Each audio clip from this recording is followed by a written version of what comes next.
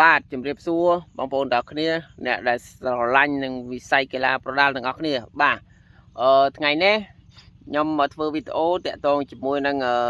រឿងដែលកំពុងតែផ្ទុះនៅក្នុងបណ្ដាញសង្គមរបស់យើងខ្លាំងមែនតើបងប្អូនណាបាទខ្លាំងមែនតើហើយរឿងហ្នឹងគឺវាអត់មានអីជាធំដុំទេណាតែយើងនឹងឯងអ្នកបំពងវាធំហ្នឹងបងប្អូនទាំងគ្នាបាទដោយបងប្អូនដឹងហើយថាការប្រកួតវាជាការប្រកួតតែអ្វីលើសពីការប្រកួតនោះគឺជាការដែលយើងផ្លែផ្កាដាក់គ្នាដែលយើងធ្វើ marketing ទៅវាជ្រុលបន្តិចដែរណាបាទយើងជ្រុលបន្តិចដែរអញ្ចឹងខ្ញុំអត់មានអីចង់និយាយទៅស្ដីបន្ទោសឬក៏ថាឲ្យបងប្អូនណាទេតែគ្រាន់តែថារឿងខ្លះម្ចាស់ខ្លួនគាត់និយាយមិនប្រមាណទេណាតែយើងបន្ថែមបញ្ចេញបញ្ចូលទេបងប្អូនណាហើយសូមមេក៏ដូចជាបងប្អូនដែលខាង MMO ទាំងអស់ហ្នឹងគួរមេត្តាកុំបុគ្គលម្ចាស់ខ្លួននិយាយប៉ុណ្ណេះហើយយើងទៅឡើងប៉ុណ្ណោះយើងនិយាយចេះនិយាយចុះវាអត់ល្អទេបងប្អូនណាបាទយើងធ្វើអ្វីក៏ដោយយើងត្រូវគិតអំពីក្រមសីលធម៌វិជ្ជាជីវៈក្នុងការនិយាយរបស់យើងឲ្យបានច្បាស់លាស់ក្នុងការសរសេរមិនមែនគ្រាន់តែសរសេរដើម្បីឬក៏និយាយដើម្បីឲ្យបានviewហើយមានបញ្ហាដល់កីឡាករទេបាទឥឡូវនេះយើងចូលសាច់រឿងម្ដងដូចជារឿងពេជ្រសម្បត្តិហើយនឹងនេះចឹងពេជ្រសម្បត្តិហើយនឹងមនុស្សឈើសុកធីចឹង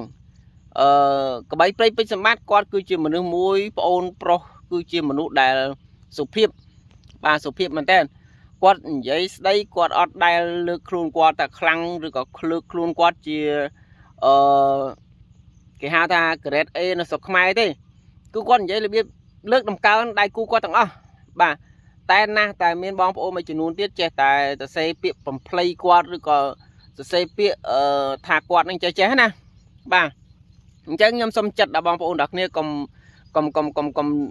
ធ្វើអ្វីមួយដល់វាចលាចលពេករឿងមួយចំនួនវាជារឿងធម្មតាសាមញ្ញទេតែយើងនឹងឯងយើងអ្នកបំភ្លៃបំប៉ោងវាឲ្យវាទៅជារឿងមួយដែលកាន់តែក្តៅកគុកណាបាទឥឡូវបកទៅមើលប្អូនសុធីវិញប្អូនសុធីក៏គាត់ជាមនុស្សមួយឬក៏គាត់ជាបុគ្គលមួយដែលមិនមែនជាមនុស្សអួតអាងក្អេងក្អាងអីតតាហួសហេតុដែរគាត់និយាយតាមលក្ខណៈដែលគាត់អាចធ្វើបានតែខ្ញុំឃើញបងប្អូន MMO មួយចំនួនទៀតគាត់យកទៅបញ្ចេញបញ្ចូលពាក្យសម្ដីអីធ្វើឲ្យភាគីម្ខាងកាន់តែឆេះណាបងប្អូនកាន់តែឆេះកាន់តែក្តៅកគុកណាតែខ្ញុំគ្រប់គ្រងមួយដែរគ្រប់គ្រងត្រង់ថាពេលបងប្អូនធ្វើប្រឆេះក្តៅអញ្ចឹងទៅ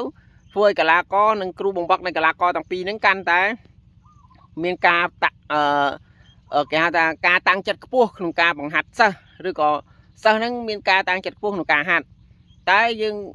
ងធ្វើយ៉ាងណាកុំឲ្យវាជ្រុលបងប្អូនណាកុំឲ្យវាជ្រុលពីព្រោះពេលខ្លះយើង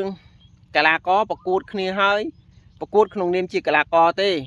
តែចុះពីលើរែងមកគឺជាសាច់ឈាមបងប្អូនយើងតែមួយទេបាទអញ្ចឹង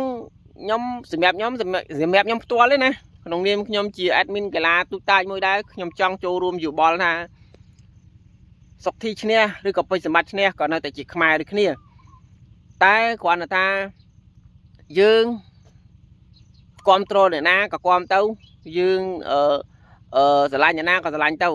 តែជាខ្មែរតែមួយទេបងប្អូនបាទយើងកុំដុតបន្ថែមកុំចាក់ប្រេងបន្ថែមអីសោះបើសុកធីចាញ់ក៏ចាញ់ទៅ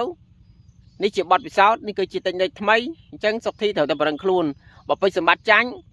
ក៏ជាខ្មែរក៏ចាញ់ទៅយើងត្រូវវឹកហាត់បន្ថែមកុំពេលដែលកីឡាករមួយចាញ់ហើយយើងទៅជន់ផលិតថែមឬក៏យើងទៅបន្តប្រអាប់បន្ថែមអត់ល្អទេបងប្អូនណាអត់ល្អទេសម្រាប់ខ្ញុំគ្រប់គ្រងទាំងពីរគ្រប់គ្រងទាំងសុកធីនិងពេជ្រសម្បត្តិពីព្រោះថាសុកធីមុននឹងពេជ្រសម្បត្តិល្បីសុកធីគាត់ល្បីនៅស្រុកថៃនោះក៏ខ្ញុំគ្រប់គ្រងដែរខ្ញុំថាខ្មែរដែលវាយនៅស្រុកថៃល្អអញ្ចឹងគឺខ្ញុំគ្រប់គ្រងអញ្ចឹងបុគ្គលទាំងពីរឬក៏បងប្អូនទាំងពីរនេះគឺខ្ញុំអត់វាតម្លៃបុគ្គលណាមួយទេខ្ញុំអត់វាតម្លៃបុគ្គលសុកធី50% ឬសម្បត្តិ50% ឬក៏60 40អីខ្ញុំអត់ទេខ្ញុំអត់វាតម្លៃទេបងប្អូនណាបាទពីព្រោះកីឡាករបងប្អូនទាំងពីរនេះគឺជាកីឡាករដែលខ្ញុំស្រឡាញ់គឺខ្ញុំឲ្យតម្លៃគាត់ទាំងពីរនាក់តែម្ដងពីព្រោះថាគីឡូ60នេះគឺពួកគាត់អាចថាជា grade A ហើយការប្រកួតនេះទៀតសោតគឺមិនមែនចង់ចាញ់ឈ្នះទេខ្ញុំដឹងថាអ្នករៀបចំកម្មវិធីនៅប៉ុស្តិ៍ហងមាសគឺគាត់មិនចង់ឲ្យកីឡាករទាំងពីរប្រកួតចាញ់ឈ្នះទេ គ្រាន់តែចង់ដកស្រង់បាត់ពិសោធន៍បន្ថែមអញ្ចឹងណាបាទខ្ញុំជឿថាបងគ្រីពីឡុតគាត់មិនមែនចង់យកកីឡាករទៅឲ្យចាញ់ឈ្នះដើម្បីបំបាក់អីទេគឺគាត់រៀបចំឡើងដើម្បីឲ្យកីឡាករទាំងពីរហ្នឹងគាត់ប្រឹងប្រែងគាត់ដកស្រង់បាត់ពិសោធន៍ថ្មីដើម្បីប្រកួតជាមួយបរទេសបន្ថែមទៀតណាបងប្អូនអ្នកគ្នាបាទនេះហើយគឺជាអ្វីដែលអ្នករៀបចំកម្មវិធីចង់ឃើញបាទគាត់មិនមែនចង់ឃើញខ្មែរយើងស៊ីសាច់អត់ឈាមគ្នាទេបាទអញ្ចឹងខ្ញុំក៏អរគុណដែរដល់បងគ្រីពីឡុតដែលបងតែងតែរៀបចំឲ្យកីឡាករយើងនោះដកស្រង់បច្ចេកទេសដកស្រង់បាត់ពិសោធន៍ដើម្បីត្រៀមទប់ទល់ជាមួយនឹងឬក៏ត្រៀមប្រកួតជាមួយនឹងកីឡាករបរទេសខ្លាំងជាច្រើនទៀតបាទហើយខ្ញុំសង្ឃឹមថាអ្នករៀបចំកម្មវិធីធំគាត់នឹងរកកីឡាករដែលល្អបន្ថែមទៀតមកឲ្យកីឡាករយើងនឹងមកជួបជាមួយនឹងកីឡាករយើងមកប្រកួតជាមួយកីឡាករយើងបន្ថែមទៀតដើម្បីឲ្យកីឡាករយើងនឹងមានគេហៅថាបច្ចេកទេសតិចនិចកាន់តែច្រើនឬក៏បត់ពិសោធន៍កាន់តែច្រើនក្នុងការប្រកួតជាមួយនឹងបរទេសនឹងជើងខ្លាំងហើយជាពិសេសខ្ញុំលើកទឹកចិត្តដល់កីឡាករខ្មែរទាំងអស់ឲ្យព្យាយាមប្រឹកប្រែងវឹកហាត់ដើម្បីទទួលបានបទពិសោធន៍ថ្មីក្នុងការប្រកួតអន្តរជាតិហើយខ្ញុំចង់ឃើញកីឡាករខ្មែរគ្រប់រូបអាចគ្រងខ្សែក្រវ៉ាត់ WBC បានបាទ WBC ឬក៏ខ្សែក្រវ៉ាត់បរទេសគឺខ្ញុំចង់ឲ្យកូនខ្មែរយើងធ្វើម៉េចគ្រងខ្សែក្រវ៉ាត់ទាំងបានដើម្បីប្រអួតទៅប្រទេសជិតខាងថាខ្មែរយើងក៏មានខ្សែក្រវ៉ាត់ WBC ក្នុងដៃដែរបាទជាចុងក្រោយសូមអរគុណសម្រាប់ការតាមដានទស្សនាពុកម៉ែបងប្អូនទាំងអស់គ្នាដែលស្នេហាវិស័យកីឡាប្រដាល់ហើយសង្ឃឹមថាការប្រកួតពេជ្រសម្បត្តិនិងសុខធីកើតឡើងដោយរលូនហើយទទួលយកបានទាំងអស់គ្នាខាងណាចាញ់ខាងណាឈ្នះក៏ជាខ្មែរដូចគ្នាសម្រាប់ខ្ញុំមួយគឺខ្ញុំអត់កាន់ជើងទៅខាងណាទេក៏បីពេជ្រសម្បត្តិគាត់ជាអ្នកស្រុកនៅចិត្តផ្ទះខ្ញុំរីឯសុខធីគឺជាមនុស្សឬក៏ជាកីឡាករដែលខ្ញុំស្រឡាញ់ចូលចិត្តតាំងពីមុនអញ្ចឹងខ្ញុំអត់វាតម្លៃកីឡាករណាមួយទេបាទជូនពរបងប្អូនទាំងពីរឲ្យជោគជ័យក្នុងវិស័យកីឡាទាំងអស់គ្នាហើយសូមជូនពរដល់បងប្អូនadmin ធំទាំងអស់គ្នាក៏ដូចជា MMO ថ្មីទាំងអស់គ្នាឲ្យបងប្អូនទទួលបានជោគជ័យក្នុងវិស័យកីឡានេះសូមបងប្អូនទាំងអស់គ្នាធ្វើអ្វីក៏ដោយតាមគេហៅថាក្រមសីលធម៌វិជ្ជាជីវៈកុំឲ្យលើសលួសខ្វះខាតលើសលួសយ៉ាងណាអីណាបងប្អូនណាបាទអរគុណសម្រាប់ការ share ការឲ្យបេះដូងក៏ដូចជា follow page ដើម្បីទទួលបានវីដេអូថ្មីបន្ថែមទៀតក្នុងការប្រកួតក៏ដូចជាការបកស្រាយនៅកីឡាករទាំងអស់គ្នាបងប្អូនណាបាទអញ្ចឹងជាចុងក្រោយ